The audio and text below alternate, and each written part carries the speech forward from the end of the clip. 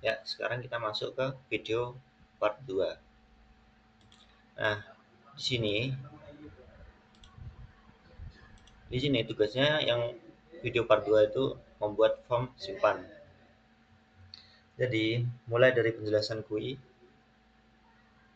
kita akan mulai di penjelasan GUI terlebih dahulu.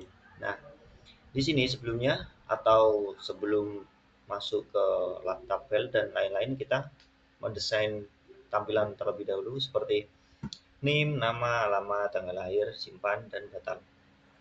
Untuk name ini kita menggunakan label, dan untuk teks, untuk kita masukkan name, nama, alamat, dan lain-lain kita menggunakan text field.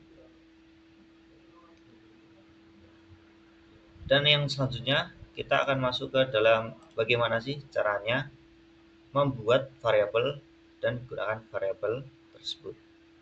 Jadi sebelum kita masuk ke codingan, kita harus merubah variabel name tersebut menjadi txt name atau terserah kalian. Yang penting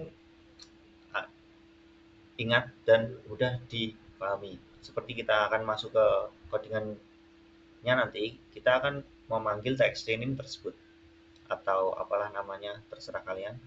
Ini biar mudah diingat saja, saya kasih nama txt-name. Nah, seperti ini. Dan untuk nama, ya juga sama, txt nama. Untuk alamat, txt alamat tentu saja. Dan untuk ini txt tanggal, terserah kalian mau kasih txt tanggal dan lain-lain. Nah, untuk yang ketiga, penjelasan adalah yang digunakan. Nah, untuk yang ketiga kita akan menjelaskan database di sini yang akan kita gunakan nanti. Nah, database di sini itu ada tabel mahasiswa yang nantinya itu ada name, nama, alamat, dan tanggal lahir.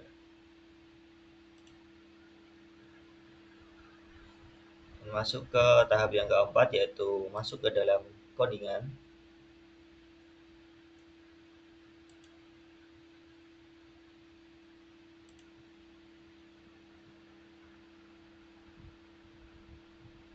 Kita akan masuk ke dalam tahap yang keempat, yaitu di tombol simpan ini. Nah, ini kita lupa jelaskan, ini saya kasih nama cmd simpan untuk variabel tersebut. Dan bagaimana sih cara masuk ke dalam codingan tersebut? Kita bisa pencet klik kiri 2 kali. Nah, otomatis masuk ke cmd simpan action performer. Nah, untuk try ini sendiri atau string scale dan lain-lain. Nah, dan untuk kita masuk ke dalam proses atau codingan di tombol simpan tersebut, string SQL ini digunakan untuk menampung perintah SQL di bawah ini. Dan SQL itu insert mahasiswa values. Ya, values itu yang berarti isinya, isi. Kemudian digunakan untuk membuat perintah insert ke tabel mahasiswa.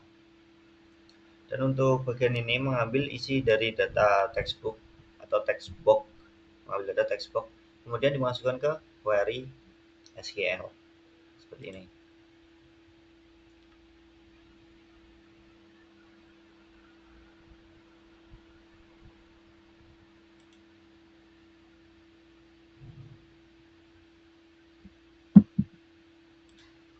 Nah, string ini sendiri digunakan untuk menampung insert untuk mahasiswa values.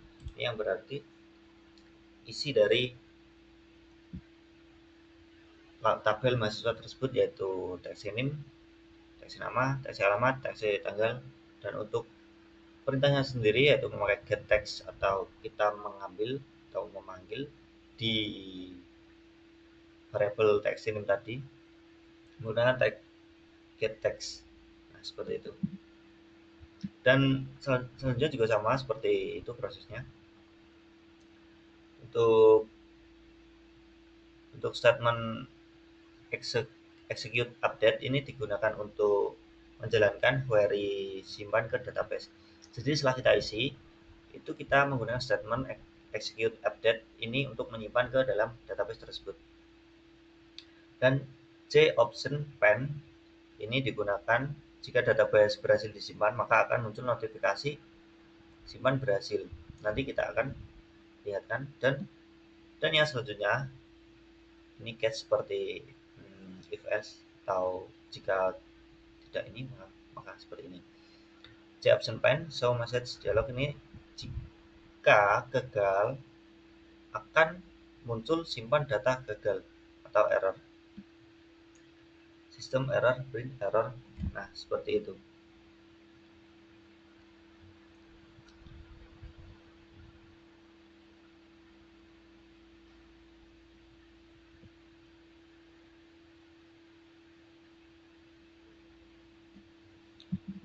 Sekian penjelasan tombol simpan dari saya. Terima kasih. Ya, sudah itu saja sih. Semoga mudah dipahami.